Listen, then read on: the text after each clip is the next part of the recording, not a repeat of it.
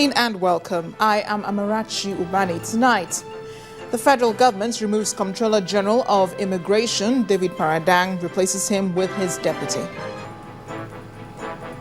The People's Democratic Party says it has begun reconciling members and that a new chapter would soon begin. WAEC to continue handwritten examination puts computer-based exams on hold for now. And hundreds of migrants rush to the Macedonian border in an attempt to enter the country from Greece.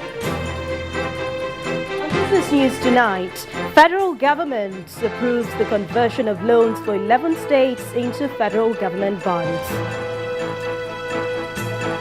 And on Sports News tonight, Nigeria's impressive performance at the 2015 Afro Basket Championship continues as the Tigers crush Uganda.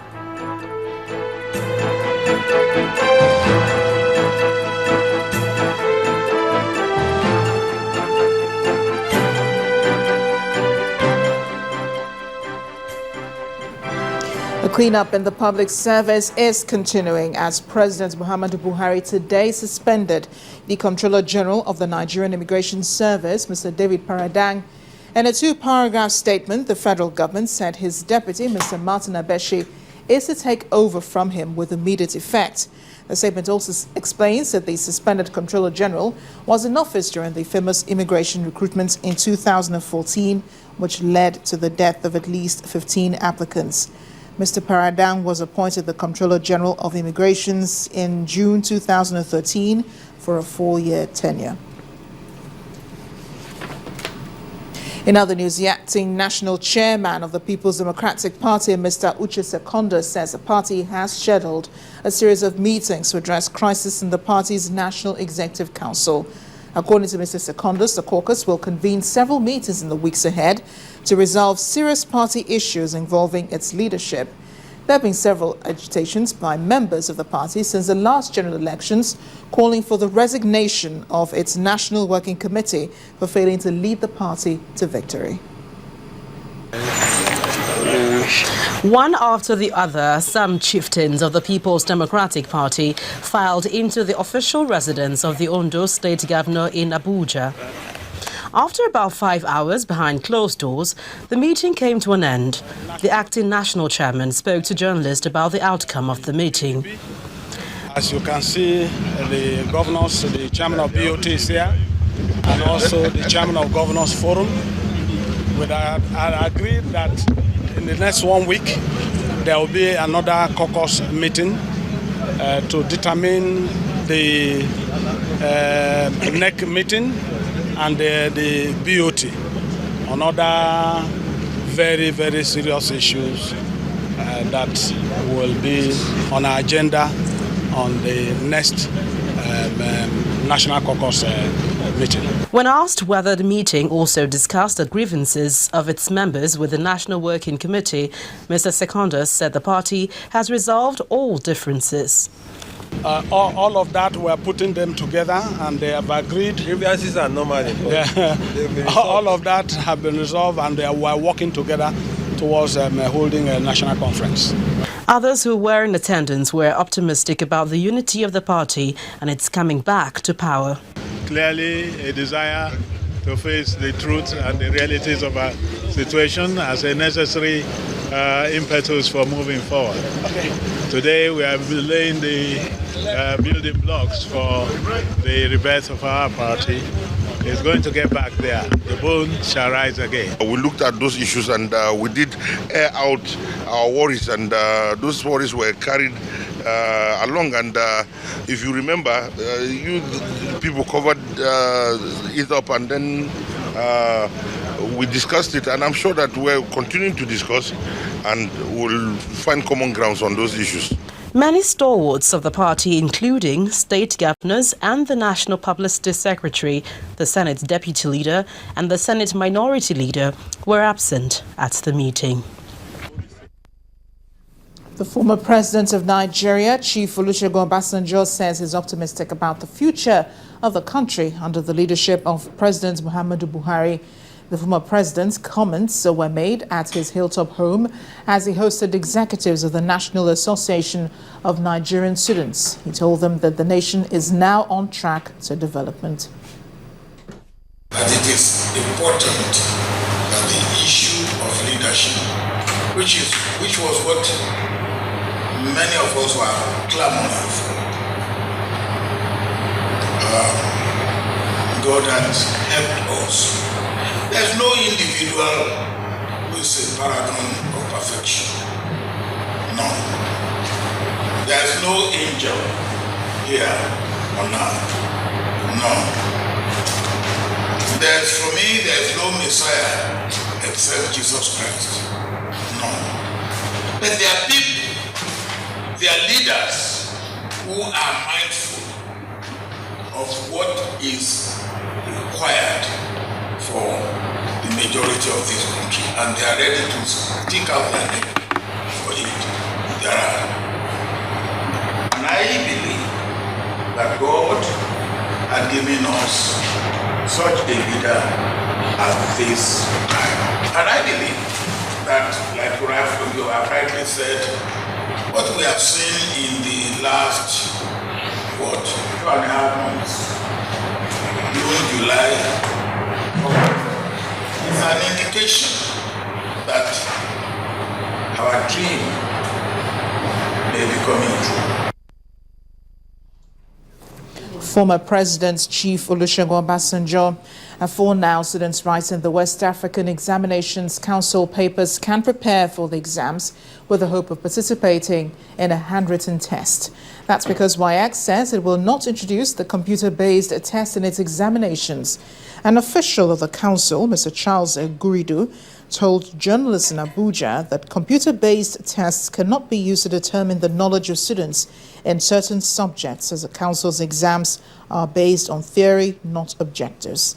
According to Mr. Eguridu, the council has, however, introduced some technological gadgets to tackle the incessant issue of exam malpractice recorded in the examinations. He warned that the results of students found to be involved in any malpractice would be withheld. I am yet to see any educational experts who will tell you that you can measure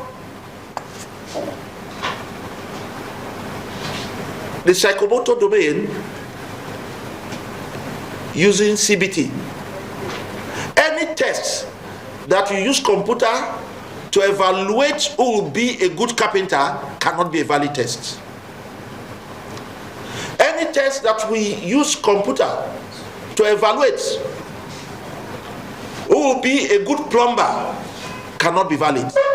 The examinations we conduct in WAEC takes into cognizance these three domains: the cognitive domain that measures your ability to recall, to apply, and other areas of knowledge you have acquired. That is just one aspect. We also use continuous assessments, what the teachers observe the candidates doing in the classroom. It will be intellectually dishonest of me, or anybody for that matter, no matter how highly placed, to announce to the Nigerian public that he or she is going to go full CBT in conducting a certificate examination in Nigeria.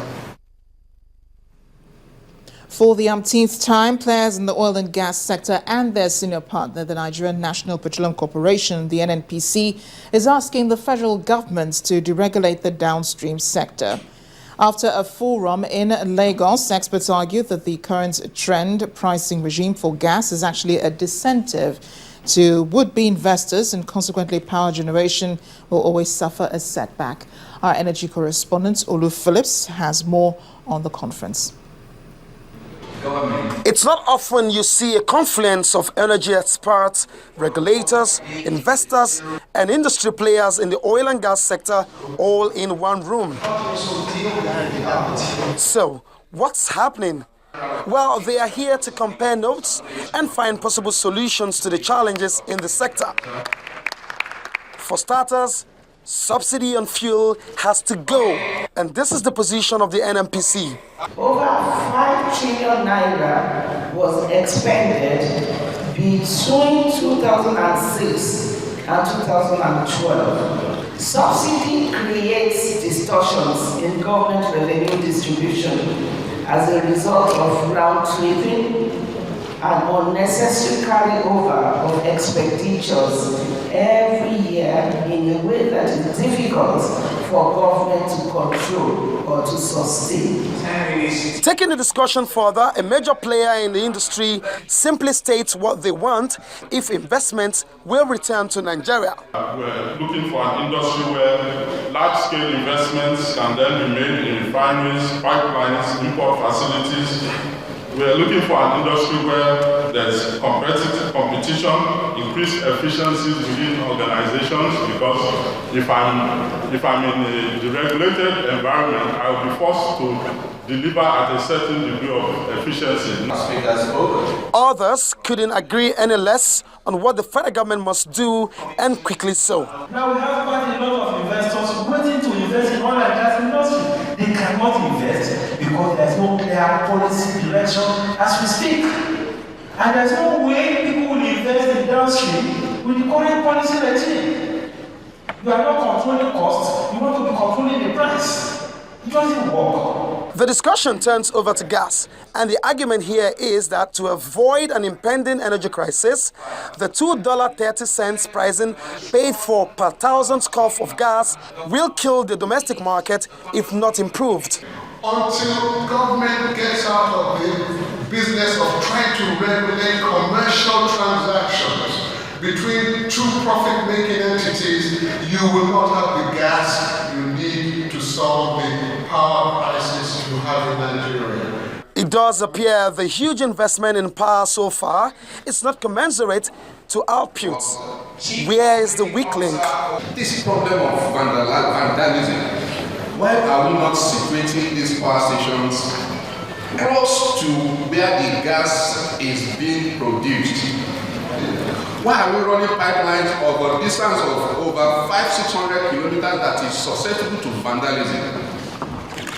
Bottom line, will power supply improve? What's the requirement? We would like the idea of privatization to be maintained. Let us not roll back the clock, because every time we stop a progress, we lose 3 to 5 years in the process. I think what we need to do is, if there are areas that we need improvement or marginal cost to be changed, let us improve on what has been done, but let us not roll back the clock. It will send the wrong signal to the domestic environment, and it will send the wrong signal to those abroad that want to come to Nigeria as a destination for an emerging market.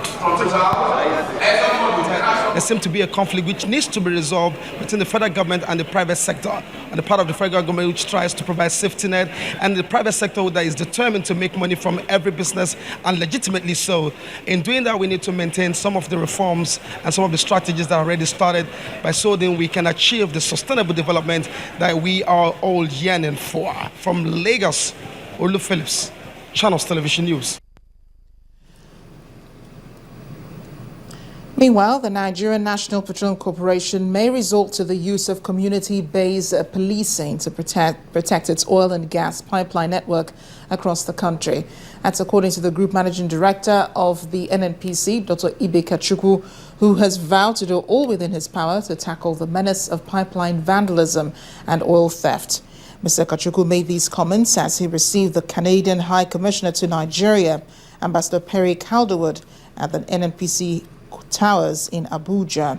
The NNPC boss also solicited support from Canadian companies and service providers to boost Nigeria's oil and gas operations. Responding to this, Ambassador Calderwood said the Canadian government and its business entities are willing to partner with the NNPC to take Nigeria's oil and gas industry to enviable heights. In part two, after the break, 435 employees of the Ken Saro-Wiwa Polytechnic protest their sack to the Institute of Human Rights in Rivers State. Please join us again.